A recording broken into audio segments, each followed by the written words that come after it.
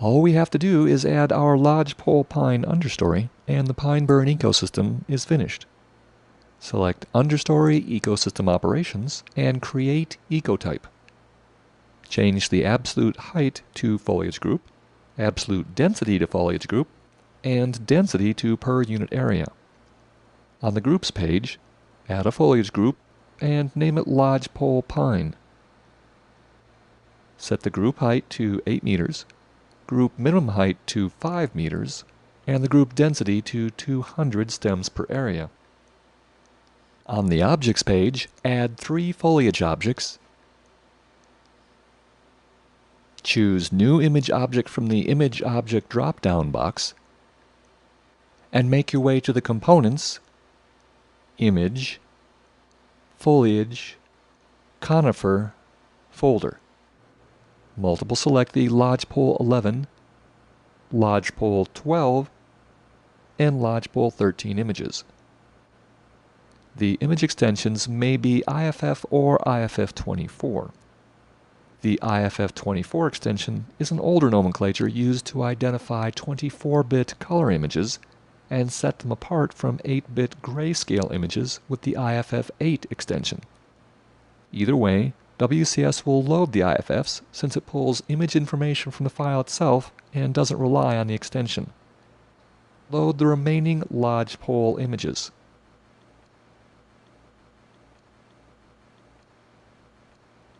Save the project and render a preview. Let's save the pine burn ecosystem as a component. Sign or save the component and load the WCS last render IFF thumbnail from the WCS frames folder. Add your description in the comments section and save to disk. Now it's time to render the grassland in all its blooming glory. Go to the Grassland Ecosystem Editor, Material and Foliage page, and enable the understory. Save the project and render a preview. The foreground grassland foliage rendered slowly until it got to a certain point and then took off.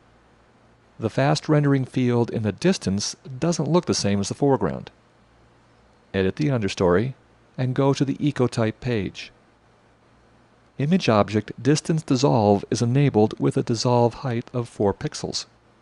This is a render-saving option to keep WCS from rendering every foliage image as far as the camera can see, which can take a long time for a field of grass. As it's set, when the rendered image objects drop below 4 pixels, dissolve color is rendered. Edit the dissolve texture and you'll see the fractal noise element with 2 shades of grassy green.